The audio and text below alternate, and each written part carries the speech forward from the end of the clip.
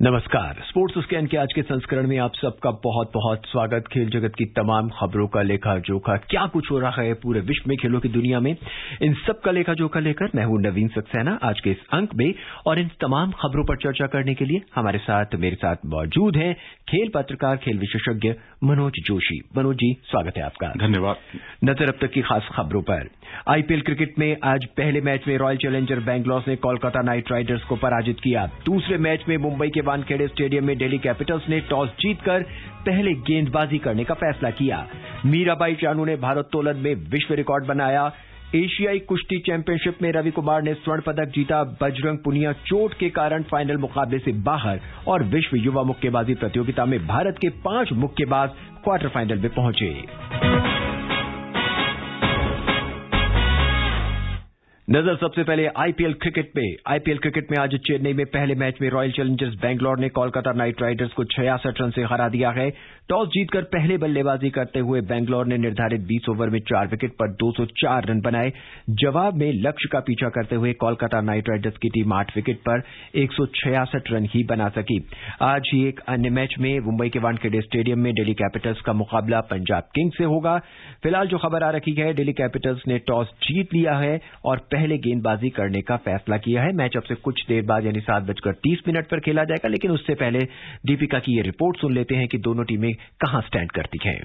मुंबई के वानखेड़े स्टेडियम में अब से कुछ देर बाद दिल्ली कैपिटल्स और पंजाब किंग्स के बीच मैच खेला जाएगा। दोनों ही टीमें इस सीजन में अब तक 2-2 मैच खेल चुकी हैं, जिनमें उन्हें एक मुकाबले में जीत मिली है। दिल्ली और पंजाब के कप्तान ऋषभ पंत और लोकेश राहुल अपनी अपनी टीमों के विकेटकीपर भी हैं। साथ ही ये शीर्ष 4 के बल्लेबाज हैं। राहुल ने इस मैदान पर 2020 क्रिकेट में 70 की औसत से रन बनाए हैं। वहीं ऋषभ पंत ने यहाँ 5 आईपीएल मैचों में 192 की स्ट्राइक रेट से रन बनाए हैं। वानखेड़े में पिछले 2 मैचों से टॉप ऑर्डर के बल्लेबाज खास परफॉर्म नहीं कर सके हैं। हालांकि अगर यहां शुरुआती 2-3 ओवर निकाल लिए जाएं तो ओपनर्स और नंबर 3 बैट्समैन के पास काफी मौके होते हैं। ऑलराउंडर की बात करें तो पंजाब के ऑलराउंडर दीपक हुडा और शाहरुख खान अच्छी लय में दिख रहे हैं। इन दोनों में से किसी एक का सिलेक्शन किया जा सकता है। वहीं गेंदबाजी में दिल्ली के दोनों दक्षिण अफ्रीकी तेज गेंदबाज एनरिच नॉर्किया और कगिसो रबाडा इस मैच में खेल सकते हैं। पंजाब की ओर से जे रिचर्डसन और अर्शदीप को शामिल किया जा सकता है। इस सीजन में वानखेड़े में अब तक 4 मैच हुए हैं। इनमें 2 बार पहले बैटिंग करने वाली टीम ने 180 से ज्यादा का स्कोर बनाया है। वहीं एक बार टीम 106 रन और एक बार 147 रन ही बना सकी है। Deepika Sharma, sports scan. मनोज जी, क्या कुछ रहेगा आज के इस मैच में, ये तो हम बाद में बात करें, लेकिन जो पहला जो मैच खेला गया, ताबड़तोड़ रन, 204, जबरदस्त मैच। बिल्कुल जबरदस्त मैच। और खासकर ये देखते हुए कि जब मैक्सवेल आ गए हैं पुराने वाले शवाब में, जब 2014 में उन्होंने बैक टू बैक जो लगातार 3 पारियां खेलकर अपने इरादे जाहिर कर दिए थे और टीम को फाइनल तक पहुंचाया था, अब वही लक्षण नजर आने लगे हैं।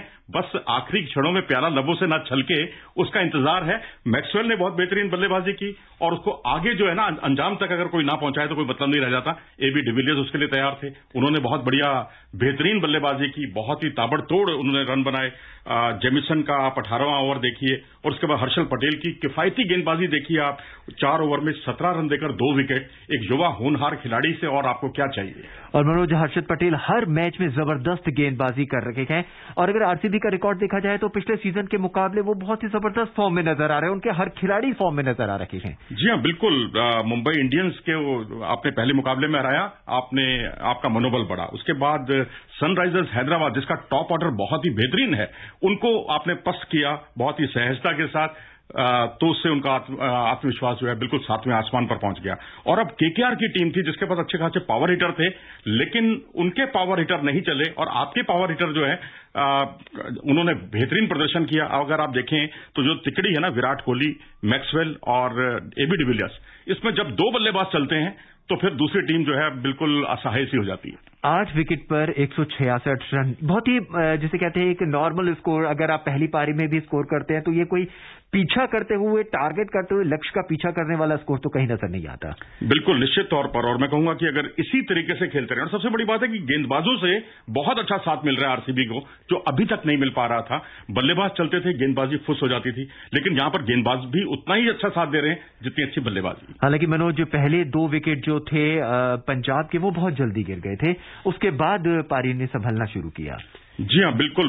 अगर आप देखेंगे तो शुरुआत में मैं वही कहूंगा, कुल मिलाकर अगर आप रनों पर रिस्ट्रिक्ट करते हैं उसका, और या विकेट लेते हैं या विकेट नहीं भी लेते, रनों पर रिस्ट्रिक्ट करते हैं, तो उससे फायदा ये होता है कि बाकी बल्लेबाजों पर उसका बहुत ज्यादा मनोवैज्ञानिक दबाव आ जाता है, उससे वो ऐसा प्रदर्शन नहीं कर पाते, और शायद यही एक आलम रहा कि जिसकी वजह से विकेट गिरते चले गए और आरसीबी ने अपनी जीत जो है वैसे ही पक्की कर ली थी। और अब जो मैच खेला जाएगा वो दिल्ली कैपिटल्स और पंजाब किंग्स के बीच में खेला जाएगा।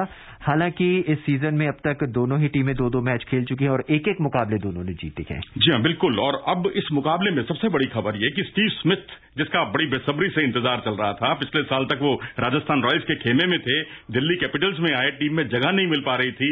एक महान खिलाड़ी, टेस्ट क्रिकेट के तो कम से कम है ही, दुनिया के नंबर 1 टेस्ट बल्लेबाज हैं। इस खिलाड़ी को जगह मिली है टॉम करन की जगह। अब आप कहेंगे गेंदबाज की जगह बल्लेबाज, और लेकिन इसी चीज को बैलेंस करने की कोशिश की है। एक गेंदबाज को खिलाया है left arm fast bowler Luqman Meriwala, ये खेलेंगे अजिंक्य रहाणे की जगह पर। तो यानी एक गेंदबाज की जगह बल्लेबाज और एक बल्लेबाज की जगह गेंदबाज, बैलेंस करने की कोशिश की गई है। और वहीं अगर दूसरी टीम को देखें, किंग्स 11 पंजाबी मुंह से निकलता है अभी, पंजाब किंग्स, जलज सक्सेना आ गए हैं मुरुगन अश्विन की जगह, यानी एक लेग स्पिनर की जगह ऑफ स्पिनर। अजिंक्य रहाणे को अगर चेंज किया जाता है वो लाजमी हो जाता है, क्योंकि पिछले मैच में उन्होंने कोई बहुत अच्छा परफॉर्म नहीं किया था। जी हां, निश्चित तौर पर अगर रन बनाएंगे तो आप टीम में रहेंगे, यदि आप रन नहीं बनाएंगे, बड़े शॉट्स नहीं खेल पाएंगे, तो वहां T20 जैसे ताबड़तोड़ खेल में उस खिलाड़ी के लिए कोई जगह नहीं। मनोज जी, एक एक्स्ट्रा बैट्समैन लेना भी इनकी रणनीति कही जा सकती है दिल्ली कैपिटल्स की, क्योंकि मुंबई का जो स्टेडियम है, वानखेड़े स्टेडियम है, वो रनों की बौछार के लिए फेमस है। जी हां, बिल्कुल। और यहां पर बड़ा अनप्रेडिक्टेबल स्कोर देखने को मिल रहा है, कई बार बहुत ज्यादा उम्मीद से ज्यादा और कई बार उम्मीद से बहुत कम रन बन रहे हैं। और यहां पर अगर देखें तो इस मुकाबले में दोनों टीमों के टॉप ऑर्डर बहुत ही ज्यादा टॉप ऑर्डर पर निर्भर है दोनों टीमें, और पिछले मैच में अगर टॉप ऑर्डर दोनों टीमों का नहीं चला तो इसलिए दोनों टीमें हार गई। जी, दिल्ली कैपिटल्स की बात करें, ना ही धवन चले हैं ना ही पृथ्वी शॉ चले, हालांकि उससे पहले वाले मैच में उन्होंने बड़ा जबरदस्त पारी खेली थी, वही जो आपने कहा, इसीलिए वो जीते भी। हाँ, और जब वो नहीं चले, उनका फ्लॉप शो हुआ, तो टीम का भी फ्लॉप शो हो गया। तो इससे ये अंदाजा लगता है कि दोनों टीमें टॉप ऑर्डर पर बहुत ज्यादा निर्भर कर रही हैं। आज का मैच जीतने के लिए दिल्ली कैपिटल्स को कितने रनों पर रोकना होगा पंजाब किंग्स को? मैं समझता हूं कम से कम 160-170 के बीच में तो रन बनने ही चाहिए। अगर इससे कम बनेंगे तो बहुत चैलेंजिंग हो जाएगा। और क्रिकेट के बाद अब बात सीधा भारत तोलन की। भारत की मीराबाई चानू ने 49 किलोग्राम वर्ग में महिलाओं की क्लीन एंड जर्क स्पर्धा में नया विश्व रिकॉर्ड कायम किया है। चानू ने ताशकंद में एशियाई भारत तोलन चैंपियनशिप में 119 किलोग्राम भार उठाया। उन्होंने क्लीन एंड जर्क में 119 किलोग्राम का विश्व रिकॉर्ड बनाया और चानू ने कुल 205 किलोग्राम भार उठाया है। कांस्य पदक जीता है उन्होंने। सुनते हैं चारू की ये रिपोर्ट। भारत तोलन की एशियाई चैंपियनशिप में 26 साल की मीराबाई चानू ने इस मैच में 86 किलोग्राम वेट उठाने के बाद क्लीन एवं जर्क में वर्ल्ड रिकॉर्ड कायम करते हुए 119 किलो वेट उठाया। उन्होंने कुल 205 किलो वेट के साथ कांस्य पदक हासिल किया। इस मैच में उनकी शुरुआत अच्छी नहीं रही। उन्होंने शुरुआत के 2 बार में 85 किलो भार उठाया, लेकिन तीसरे मौके में उन्होंने 86 किलो वजन उठाया। वहीं क्लीन एवं जर्क की शुरुआत में मीराबाई चानू ने 113 किलो वजन से की। इसके बाद 117 किलो का वजन उठाकर अपने व्यक्तिगत सर्वश्रेष्ठ में सुधार किया। अंत में 119 किलो भार उठाकर विश्व रिकॉर्ड कायम किया। ये वजन उनके शरीर के वेट से दुगने से ज्यादा है। चानू का 49 किलोग्राम में व्यक्तिगत सर्वश्रेष्ठ प्रदर्शन अब तक कुल 203 किलोग्राम था, जो उन्होंने पिछले साल फरवरी में राष्ट्रीय चैंपियनशिप में बनाया था। स्वर्ण और रजत पदक चीन की खिलाड़ियों ने जीता। चीन की हो जिहुई ने 213 किलो के साथ गोल्ड मेडल जीता। उन्होंने इस मैच में 96 किलो वजन उठाकर नया वर्ल्ड रिकॉर्ड बनाया, जबकि जियांग हुई हुआ ने 207 किलो वेट उठाकर रजत पदक जीता। उन्होंने स्नैच में 89 किलो और क्लीन एवं जर्क में 118 किलो वेट उठाया। वे ओलंपिक क्वालीफाई कर चुकी हैं। Charu Saxena, sports scan. मनोज, एक बेहतरीन रिकॉर्ड भारत तोलन में 26 साल की मीराबाई चानू। जी हां, बिल्कुल रोंगटे खड़े कर देने वाला प्रदर्शन और जैसे कहते हैं सिर उठाकर जीने वाला प्रदर्शन। हर भारतवासी इस पर गर्व कर सकता है। क्लीन एंड जर्क में 119 किलो आज तक दुनिया के किसी भी खिलाड़ी ने इस वेट कैटेगरी में नहीं उठाया है। वर्ल्ड रिकॉर्ड है ये। और अगर वो स्नैच में भी कुछ और अच्छा प्रदर्शन करती तो शायद स्थिति और अच्छी हो जाती उनकी, लेकिन कांस्य पदक उन्हें हासिल हुआ है। और ओलंपिक से पहले इस तरह से पीक पर आना काबिले तारीफ है। 86 किलो हालांकि उन्होंने स्नैच में उठाया है, जो बहुत कम नहीं है, लेकिन 205 किलोग्राम वजन अपने आप में बहुत बेहतरीन प्रदर्शन है, उनका करियर बेस्ट प्रदर्शन है। और सबसे बड़ी बात है कि जो चीन की हाउ जी हुई है, उनका 96 और 117, अब आप अंदाजा लगा सकते हैं क्लीन एंड जर्क में गोल्ड मेडलिस्ट से भी बेहतर प्रदर्शन क्लीन एंड जर्क का 213 किलो और 207 किलो वजन उठाया सिल्वर मेडलिस्ट ने। और इससे भी बड़ी बात यह है कि री सोंग गुन, जो कि नॉर्थ कोरिया से ताल्लुक रखती हैं, 200 किलोग्राम से ऊपर वजन उठा चुकी हैं और वो नॉर्थ कोरिया पहले ही घोषणा कर चुका है कि वो ओलंपिक में भाग नहीं लेगा।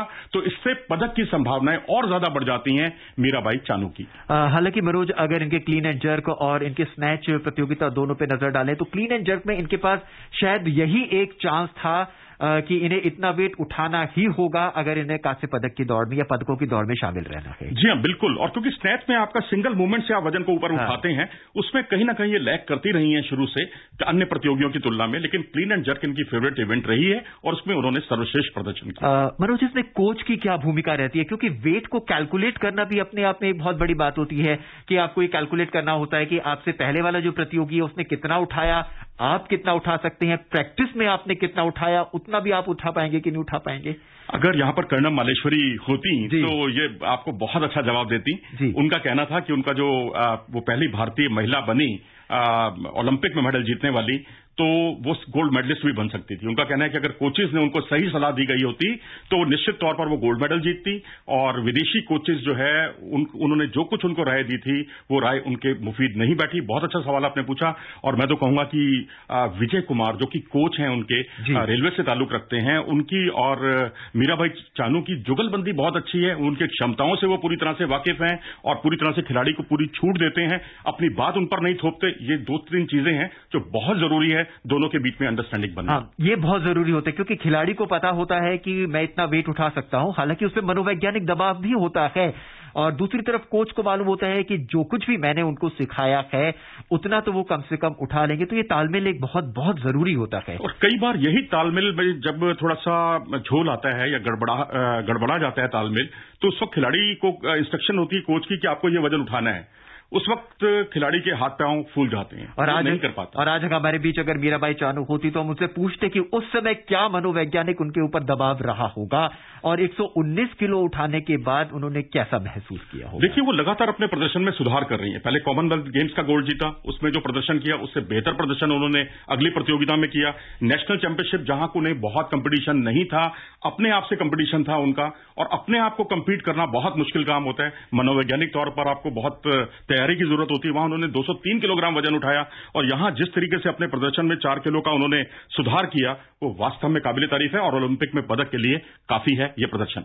ओलंपिक में किस पदक की उम्मीद हम कर सकते हैं? कम से कम कांस्य की तो कर ही सकते हैं, लेकिन अब उम्मीद करनी चाहिए कि चाइनीज खिलाड़ी कैसा प्रदर्शन करती हैं। अगर वो इसी स्तर का प्रदर्शन करती हैं और मीराबाई चानू अपने प्रदर्शन में और सुधार करती हैं, 207 से थोड़ा और बढ़ती हैं या स्नैच में थोड़ा और सुधार करती हैं, तो फिर आप सिल्वर की भी उम्मीद कर सकते हैं। फिलहाल कांस्य पदक जैसा प्रदर्शन तो ये है ही। भारोत्तोलन के बाद बात अब कुश्ती की। एशियाई कुश्ती चैंपियनशिप में रवि कुमार ने 57 किलोग्राम भार वर्ग में स्वर्ण पदक जीत लिया है।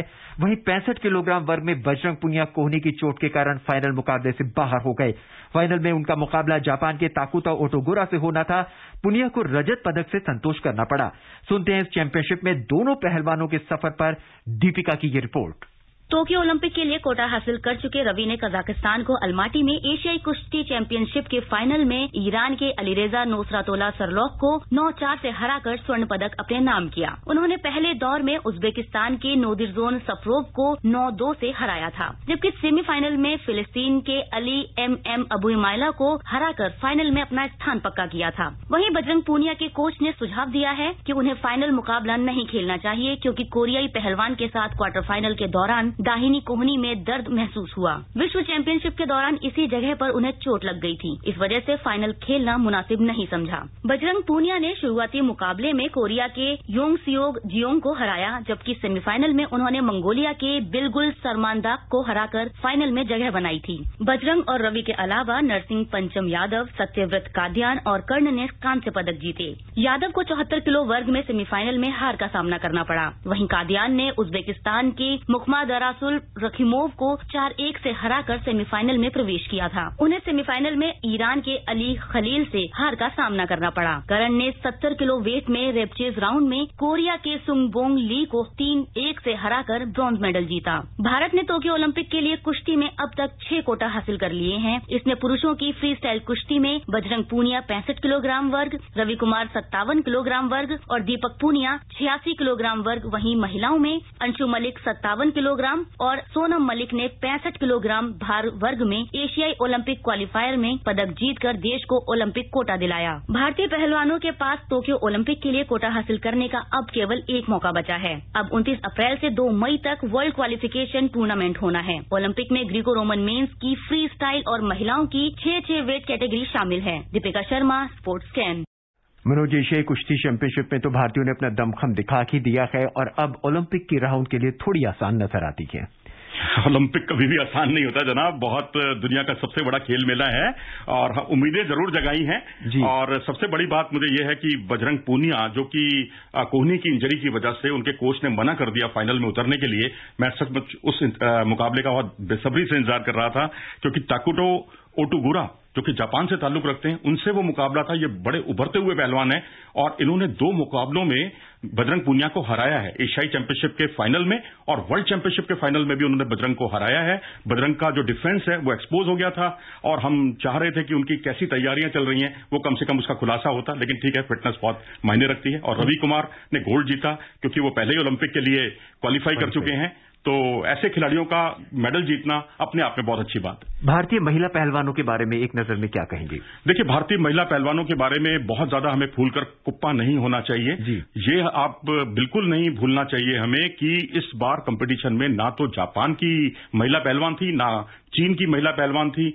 इन दोनों का पूरी दुनिया में वर्चस्व है और इनको हराना, अगर हम देखेंगे ना, जब से कुश्ती की शुरुआत हुई है महिला कुश्ती की, तो गिने चुने सीनियर्स में 3 या 4 ही ऐसे मौके आए हैं जब भारतीय महिला पहलवानों ने जापान की महिला पहलवानों को शिकस्त दी है। नहीं तो जापान की पहलवान बेजोड़ हैं और शायद टोक्यो ओलंपिक से पहले अपने बहुत कुछ छिपा के रखना चाहती होंगी अपनी रणनीति को, इसलिए उन्होंने भाग नहीं लिया। चीन ने भाग नहीं लिया महिलाओं में और ये एक बड़ा फैक्टर रहा। लेकिन अभी अभी जो मुझे एक सूचना मिली है वो मैं आपसे रूबरू करा दूं कि दीपक पूनिया, जिन्होंने क्वालिफाई किया था वर्ल्ड चैंपियनशिप में, सिल्वर मेडल जीतकर ओलंपिक के लिए क्वालिफाई किया था, वो भी यहां फाइनल में पहुंचे थे और अब उनका जो फाइनल था वो उसमें हार गए हैं। ये एक थोड़ी सी खराब खबर है और टेक्निकल सुपेरिटी से उन्हें हराया है।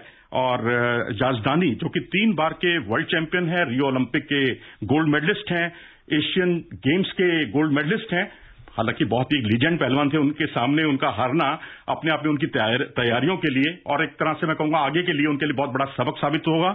और दीपक पूनिया से भी काफी उम्मीदें हैं 86 किलोग्राम वजन में। और अब बात मुक्केबाजी की। पोलैंड के केल्से में विश्व युवा मुक्केबाजी प्रतियोगिता में भारत के 5 मुक्केबाज क्वार्टर फाइनल में पहुंच गए हैं। महिला वर्ग में गीतिका ने कल अंतिम 8 में प्रवेश किया। वहीं पुरुष वर्ग में एशियाई रजत पदक विजेता अंकित नरवाल, विश्वमित्र चोंगथम, सचिन और विशाल गुप्ता अंतिम 8 में पहुंचे। भारत ने 20 सदस्यीय दल इस प्रतियोगिता में भेजा है। प्रतियोगिता में 52 देशों के 414 मुक्केबाज हिस्सा ले रखे गए। एक बेहतरीन प्रतियोगिता भारतीय खिलाड़ियों के सामने और एक बार फिर मुझे यही कहना पड़ेगा कि ओलंपिक से ठीक पहले एक और तैयारी करने का या अभ्यास करने की बहुत अच्छी प्रतियोगिता बहुत जरूरी है, क्योंकि आपको उम्मीदें काफी कुश्ती में, मुक्केबाजी में और इन तमाम खेलों में है और नंबर ऑफ पार्टिसिपेंट इस पर बहुत ज्यादा है हमारे, तो यहां जितना एक्सपोजर मिलेगा उतना कम है। तो ये थी वो तमाम खबरें जिस पर आज हमने चर्चा की और इन सब खबरों पर चर्चा करने के लिए हमारे साथ मौजूद थे मनोज जोशी, जिन्होंने अपनी विशेषज्ञ राय हमारे साथ साझा की और बहुत से अनुमान हमारे साथ साझा किए ओलंपिक को लेकर। मनोज जी, आपका बहुत बहुत धन्यवाद। धन्यवाद जी। चलते चलते नजर अब तक की खास खबरों पर एक बार फिर। आईपीएल क्रिकेट में आज पहले मैच में रॉयल चैलेंजर्स बैंगलोर ने कोलकाता नाइट राइडर्स को पराजित किया। दूसरे मैच में मुंबई के वानखेड़े स्टेडियम में दिल्ली कैपिटल्स ने टॉस जीतकर गेंदबाजी करने का फैसला किया। मीराबाई चानू ने भारोत्तोलन में विश्व रिकॉर्ड बनाया। एशियाई कुश्ती चैंपियनशिप में रवि कुमार ने स्वर्ण पदक जीता। बजरंग पुनिया चोट के कारण मुकाबले से बाहर और विश्व युवा मुक्केबाजी प्रतियोगिता में भारत के 5 मुक्केबाज क्वार्टर फाइनल में पहुंचे। आज के इस अंक में बस इतना ही।